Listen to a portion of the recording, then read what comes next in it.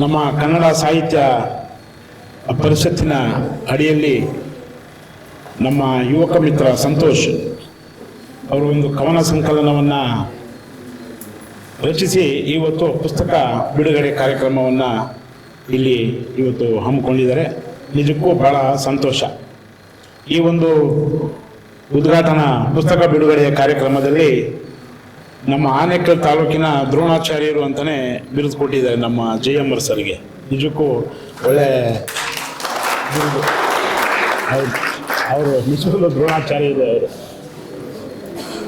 ಮತ್ತು ನಮ್ಮ ಕನ್ನಡ ಸಾಹಿತ್ಯ ಪರಿಷತ್ತಿನ ಅಧ್ಯಕ್ಷರು ನನ್ನ ಸನ್ಮಿತ್ರರು ಆದಂಥ ಆದೂರ್ ಪ್ರಕಾಶ್ ಅವರು ವೇದಿಕೆ ಮೇಲಿದ್ದಾರೆ. ಅದೇ ರೀತಿ ಕಾಲೇಜಿನ ಪ್ರಾಂಶುಪಾಲರು ಮತ್ತು ಎಲ್ಲ ನಮ್ಮ ಗಣ್ಯಮಾನರು ಇದ್ದಾರೆ. ಯಾಕೆಂತಂದರೆ ಈಗಾಗಲೇ ಸಾಕಷ್ಟು ಸಮಯ ಆಗಿದೆ. ಸೊ ಎಲ್ಲರ ಹೆಸರು ತಗೊಳ್ಳೋದು, ಆ ಸಮಯ ಉಳಿಸೋದಕ್ಕೋಸ್ಕರ ನಾನು ಯಾರ ಹೆಸರು ತಗೊಳ್ಳೋಲ್ಲ, ದಯಮಾಡಿ. ಅದು ಭಾಳ ಸಂತೋಷ. ಯಾಕೆ ಅಂತಂದರೆ ಇವತ್ತು ನಮ್ಮ ಜಾಗತೀಕರಣ ಆಗಿದೆ ನಮ್ಮ ಜಗತ್ತು. ಇವತ್ತು ಎಲ್ಲ ಕಾಂಪಿಟೇಷನ್, ಇವತ್ತೆಲ್ಲ ಕಡೆ ಸ್ಪರ್ಧಾತ್ಮಕ ಯುಗ ಅಂತಲೇ ಹೇಳ್ಬೋದು ಇದನ್ನು ನಾವು. ಸೊ ಹಾಗಾಗಿ ನೀವು ಸ್ಟೂಡೆಂಟ್ಸ್ ಏನಿದ್ದೀರಿ, ವಿದ್ಯಾರ್ಥಿಗಳು, ನೀವು ಓದಿ. ಆ ಓದಿಗೆ ಇವತ್ತು ಬೆಲೆ ಕಟ್ಟೋದಕ್ಕಾಗಲ್ಲ.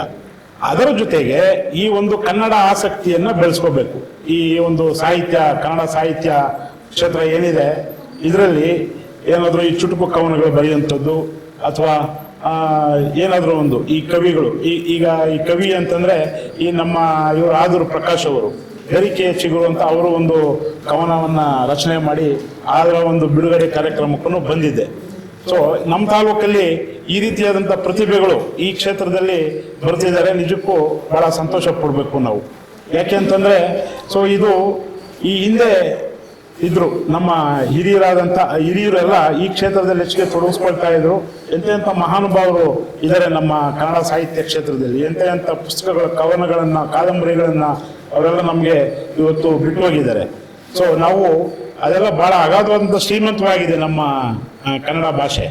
ಸೊ ಆ ಭಾಷೆ ಅದನ್ನು ಇನ್ನೂ ನಾವು ನಮ್ಮ ಮುಂದಿನ ಏನು ನಮ್ಮ ಪೀಳಿಗೆ ಇದೆ, ಆ ಪೀಳಿಗೆಗೆ ಇದನ್ನು ನಾವು ಹೀಗೆ ಏನು ಬಿಟ್ಟು ಹೋಗಿರೋದನ್ನು ನಾವು ತಗೊಂಡು ಹೋಗ್ಬೇಕಾಗ್ತದೆ. ಸೊ ಈ ಕ್ಷೇತ್ರದಲ್ಲಿ ನಮ್ಮ ವಿದ್ಯಾರ್ಥಿಗಳು, ನೀವು ಸಹ ನಿಮ್ಮ ಓದಿನ ಜೊತೆಗೆ ನಿಮ್ಮ ಉದ್ಯೋಗ ಏನು ಇನ್ನು ಮುಂದೆ ನೀವೆಲ್ಲ ಉದ್ಯೋಗ ಆರಿಸ್ಕೊತೀರ, ಅದ್ರ ಜೊತೆ ಇದ್ರೂ ಒಂದು ಕನ್ನಡ ಪುಸ್ತಕ ಓದೋದಾಗಲಿ ಅಥವಾ ಏನಾದರೂ ಅದರ ಸಂಬಂಧಪಟ್ಟಂಥ ಕಥೆ, ಕಾದಂಬರಿಗಳು, ಕವನಗಳನ್ನು ರಚಿಸೋದಾಗಲಿ, ಸೊ ಈ ಥರದ್ದೆಲ್ಲ ಅಳವಡಿಸ್ಕೊಳ್ಳಿ ಅಂತ ನಾನು ಮತ್ತೊಮ್ಮೆ ಆ ಮೂಲಕ ಈ ವೇದಿಕೆ ಮೂಲಕ ಹೇಳೋದಕ್ಕೆ ಬಯಸ್ತೇನೆ. ಇಲ್ಲಿ ಓದೋದು ಅದು ನಮ್ಮ ಜ್ಞಾನ ಬೆಳೆಸ್ಕೊಳ್ಳೋದಿಕ್ಕೆ. ನಾವು ಈ ಸಮಾಜ ನೋಡಿ ಕಲಿಯೋದಿದೆಯಲ್ಲ, ಅದು ಭಾಳ ಮುಖ್ಯ.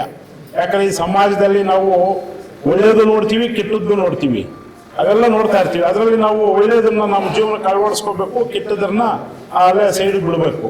ಸೊ ಹಾಗಾಗಿ ನಾವು ಆ ಸಮಾಜ ನೋಡಿ ಕಲಿಯೋದಿದೆಯಲ್ಲ, ಅದು ಭಾಳ ಮುಖ್ಯ. ಸೊ ಹಾಗಾಗಿ ಆ ಸಮಾಜವನ್ನು ನೋಡಿ ಕಲಿ. ಯಾಕೆಂದ್ರೆ ಅದಕ್ಕೊಂದು ನಿದರ್ಶನ ನಮ್ಮ ಸ್ನೇಹಿತರು ಹೇಳಿದ್ರು. ಆ ಕಾಡಲ್ಲಿ ಹೋಗ್ಬೇಕಾದ್ರೆ ಅದು ನಮ್ದು ಯಾವ ಪುಸ್ತಕದಲ್ಲೂ ಹೇಳ್ಕೊಡಲ್ಲ. ಅದು ನಮಗೆ ಸಮಾಜ ನೋಡಿ ನಾವು ಆ ಥರದ್ದು ಒಂದು ಇದನ್ನ ಮನೋಭಾವನ ಬೆಳೆಸ್ಕೊಳ್ಬೇಕಾಗ್ತದೆ. ಆ ಒಂದು ಕವನ ಓದಿದೆ ನಾನು, ಆ ದೇವರ ಕುಣಿತದ ಬಗ್ಗೆ ಬಹಳ ಚೆನ್ನಾಗಿ ಅದನ್ನ ಕವನವನ್ನ ಇವರು ರಚಿಸಿದ್ದಾರೆ. ಯಾಕಂದ್ರೆ ದೇವರ ಕುಣಿತ ಅನ್ನೋದು ಅದು ಈ ಕುರುಬ ಸಮುದಾಯದವರು ಈ ಬೀರೆ ದೇವರ ಜಾತ್ರೆ ಅಂತ ಮಾಡ್ತಾರೆ ಎಲ್ಲ ಕಡೆ. ನಮ್ಮ ಈ ಸೌತ್ ಕರ್ನಾಟಕ ಇರ್ಬೋದು, ಆಮೇಲೆ ಈ ಕಡೆ ನಮ್ಮ ಗಡಿ ಭಾಗ ಅಲ್ಲೆಲ್ಲ ಮಾಡ್ತಾರೆ ಅಲ್ಲಿ. ಸೊ ಅಲ್ಲಿ ಏನಂದ್ರೆ ಅಲ್ಲಿ ತಲೆ ಮೇಲೆ ತೆಂಗಿನಕಾಯಿ ಹೊಡೆಯುವಂತ ಒಂದು ಪವಾಡ. ಸೊ ಆ ಒಂದು ಚಿತ್ರಣವನ್ನ ಇವರು ಆ ಕವನದಲ್ಲಿ ಬಹಳ ಸೊಗಸಾಗಿ ತಗೊಂಡ್ಬಂದಿದ್ದಾರೆ. ನಿಜಕ್ಕೂ ಬಹಳ ಸಂತೋಷ ಆಯಿತು. ಸೊ ಈ ರೀತಿಯಾಗಿ ಎಲ್ಲ ನಮ್ಮ ಸಂತೋಷ್ ಅವರು ಬರೆದಿದ್ದಾರೆ. ಅವರಿಗೆ ಇನ್ನು ಮುಂದೆ ಉತ್ತಮವಾದಂಥ ಭವಿಷ್ಯ ಆಗಲಿ, ಒಳ್ಳೆ ಕವನ ಸಂಕಲನರಾಗಲಿ ಅವರು ಅಂತ ಬಯಸ್ತಾ ಎರಡು ಮಾತು ಮುಗಿಸ್ತೇನೆ. ಜೈ ಹಿಂದ್, ಜೈ ಕರ್ನಾಟಕ ಮಾತಾ.